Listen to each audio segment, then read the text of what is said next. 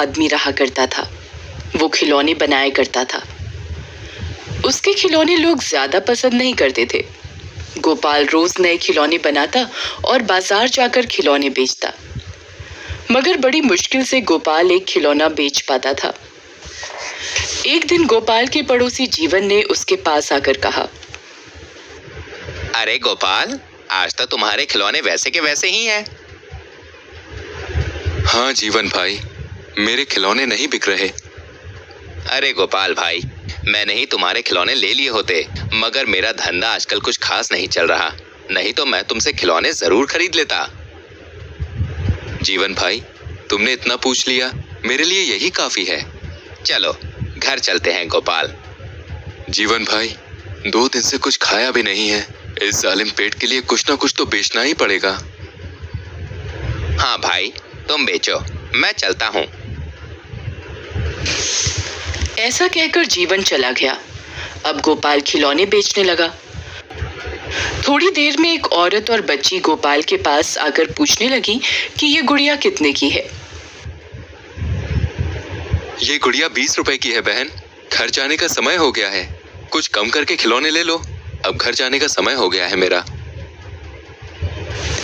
खिलौने उतने अच्छे नहीं हैं। एक काम कीजिए, ये खिलौने आप 15 रुपए में ही ले लीजिए, इससे कम तो नहीं आएगा। नहीं भैया, ये खिलौना 10 रुपए में देना है तो दो, मैं इससे 1 रुपया भी ज्यादा नहीं दूंगी। ठीक है, ये लो गुड़िया। औरत ने 10 रुपए देकर वो खिलौना खरीदा और वहां से चली गई। गोपाल को दिन भर की कमाई में 10 रुपए ही मिले थे, इसलिए गोपाल थोड़ा नाराज था। शाम हो जाने के कारण गोपाल जल्दी ही निकल गया। गोपाल अपनी टोकरी उठाकर घर जाने के लिए जल्द निकलता है। शाम होने के कारण वो जंगल के रास्ते से घर जाने लगा। वो सोच रहा था कि सारे दिन की कमाई 10 रुपए, हे भगवान, क्या होगा।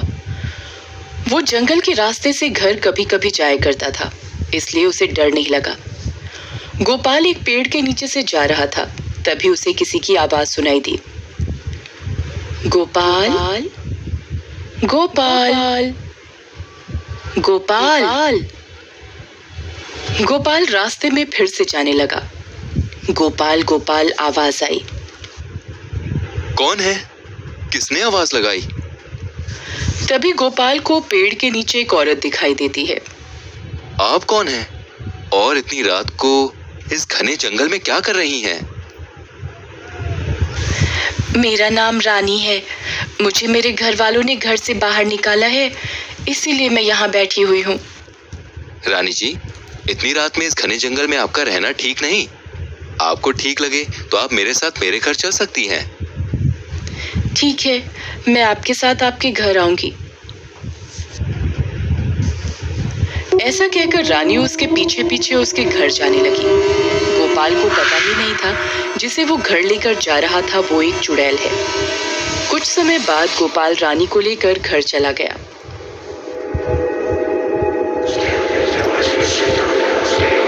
मेरी इस छोटी सी कुटिया में आप जहाँ चाहे वहाँ रह सकती हैं। इस घर में कुछ भी नहीं है। मैं आपको खाना भी नहीं दे सकता, क्योंकि 2 दिन से मेरा एक ही खिलौना नहीं बिका। बड़ी मुश्किल से आज सिर्फ एक ही खिलौना बिका है। उससे 10 रुपए के मैं चने लेके आया हूँ। इसमें से आप थोड़े खा लीजिए, थोड़े मैं खा लेता हूँ। ऐसा कहकर रानी और गोपाल चने खाकर सो जाते हैं। रानी रात होने के कारण थोड़ी देर सोकर उठती है और वो अपने चुड़ैल के रूप में आ जाती है। वो घर में जाकर देखती है, घर में कुछ भी खाने की चीज नहीं होती। वो 2 डिब्बों में अपने जादू से कुछ सामान भर देती है और घर के बाहर जाकर अपने जादू से बहुत सुंदर खिलौने बनाती है। खिलौने बन जाने के बाद वो वापस जाकर सो जाती है। सुबह होने से पहले रानी गोपाल से पहले ही उठ जाती है। वो घर के सारे काम करने लगती है। थोड़ी देर में गोपाल उठता है। वो बाहर मिट्टी के खिलौने देख बहुत खुश हो जाता है और इतने सुंदर खिलौने किसने बनाए? मैंने तो आज तक इतने सुंदर खिलौने नहीं बनाए। गोपाल जी, खिलौने अच्छे लगे? मैंने बनाए हैं, बहुत सुंदर खिलौने हैं। रानी जी, इतने सुंदर खिलौने बनाना आपने कहाँ से सीखा है? गोपाल जी, मैं घर में खिलौने बनाया करती थी। चलो, मैं इसे बाजार में बेच कर आता हूँ, तब तक तुम कहीं जाना मत। मैं यहीं रुकूंगी, आप चिंता मत कीजिए। ऐसा कहकर गोपाल खिलौने टोकरी में भर बाजार बेचने चला जाता है। बाजार जाते ही उसकी टोकरी में इतने सुंदर खिलौने देखकर लोग आश्चर्यचकित हो जाते हैं और इसके पास लोग आकर खिलौने खरीदने लगते हैं। उस दिन गोपाल अच्छी कमाई कर लेता है। घर लौटते समय गोपाल कुछ राशन खरीदने लगता है। घर पर आते ही गोपाल रानी को राशन देता है, पर घर में कुछ राशन था तो मैंने उससे खाना बना लिया। गोपाल सोचने लगता है कि घर पर तो खाने को कुछ भी नहीं था। रानी गोपाल को ले जाकर डिब्बे में राशन दिखाती है। आप हाथ मुंह धो लीजिए, मैं खाना लगा देती हूँ। गोपाल खाना खाकर रानी के खाने की तारीफ करता है। गोपाल के खाने के बाद रानी खाना खा लेती है। जीवन सुबह बाजार में गोपाल को नए नए खिलौने लाते देखकर सोचता है कि आखिर गोपाल इतने सुंदर खिलौने कहाँ से लाता है। जरूर दाल में कुछ काला है और वो निश्चय करता है कि इस बात का पता करना पड़ेगा। जीवन रात में गोपाल के घर के बाहर सो जाता है। आधी रात में जीवन को कुछ शब्द सुनाई देते हैं। जीवन गोपाल के घर में खिड़की से झांक कर देखता है कि एक चुड़ैल अपने जादू से नए नए खिलौने बना रही है। जीवन डर जाता है और वहां से भागकर अपने घर चला जाता है। सुबह वो देखता है कि गोपाल सुंदर खिलौने लेकर बाजार जा रहा है। जीवन गांव के सरपंच को सब कुछ बता देता है।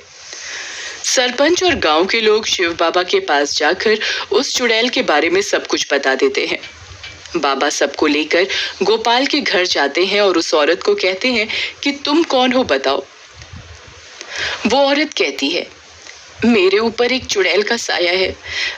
जिस दिन मेरी शादी होगी वो चुड़ैल मेरा शरीर त्याग देगी और मैं उस चुड़ैल से आजाद हो जाऊंगी। बाबा और गांव के लोग उस औरत का विवाह गोपाल से कर देते हैं और वो औरत चुड़ैल के साए से आजाद हो जाती है और वो दोनों खुशी खुशी जीवन व्यतीत करने लगते हैं।